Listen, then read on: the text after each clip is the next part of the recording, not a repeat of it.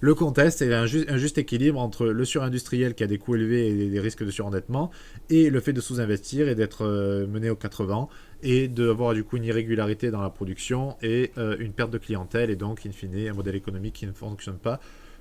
Quand on sous-investit aussi, ça donne énormément plus de travail à l'agriculteur. Ça, c'est quelque chose d'extrêmement important. Je citerai pas de nom, mais je connais une éleveuse qui s'est installée en poule. Mais elle avait peu de moyens, comme les trois quarts des éleveurs, donc tout ça n'est pas une critique, mais une observation. Elle a fait 3 lots de poules pondeuses qu'elle relayait et qu'elle faisait. Le problème, c'est qu'elle n'avait pas forcément l'argent pour poser une clôture fixe et solide pour empêcher ses poules d'aller ailleurs, etc. Donc elle a mis un peu des filets, des choses qu'elle arrivait à bricoler parce qu'elle n'avait pas assez d'argent à son installation.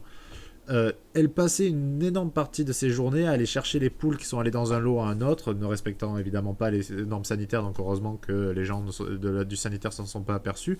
Mais en fait, les lots se mélangeaient, les poules étaient mélangées, et en fait tout ça lui passait énormément de temps parce que c'était des risques sanitaires et c'était aussi des risques de se mélanger de poules, etc. Donc du coup, elle passait sa vie à aller chercher ses poules à l'extérieur, et en plus, les attaques de renards ou de faucons étaient bien plus régulières parce que le système tel qu'elle a construit était sous-investi, parce qu'elle n'avait pas les moyens. Une fois de plus, c'est pas un reproche, c'est un constat.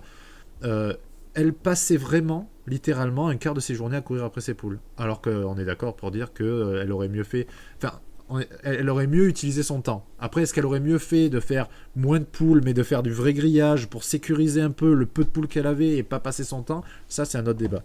On n'est jamais à la place des gens pour comprendre les choix qu'ils font.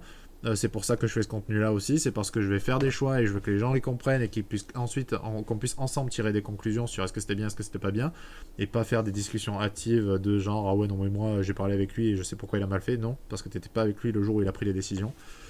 Donc c'est très difficile de juger, mais en tout cas l'observation que j'en ai, c'est si vous sous-investissez, vous perdez votre temps sur la technique. Il faut investir de manière à ne pas perdre de temps. Et ça, quand vous êtes jeune agriculteur, j'ai un autre exemple à vous donner. Dans ma famille, on avait des tunnels à un moment. Et en fait, quand vous faites un tunnel maraîcher, le bord du tunnel maraîcher a des arceaux. Donc en fait, un tunnel, c'est des arceaux les uns derrière les autres, hein, comme on peut le voir sur cette photo. Voilà, vous avez des arceaux ici. Et ensuite, vous tirez des fils et vous mettez une bâche par-dessus. Le dernier arceau, il y a la porte qui pèse dessus, donc le dernier arceau est beaucoup plus lourd. Si vous renforcez pas les 3 derniers arceaux en les fixant ensemble et même en mettant des morceaux de bois ou des blocs de parpaing pour éviter que la porte s'enfonce, la porte va finir par s'enfoncer et vous allez passer vos matinées à curer la terre devant les portes pour les ouvrir.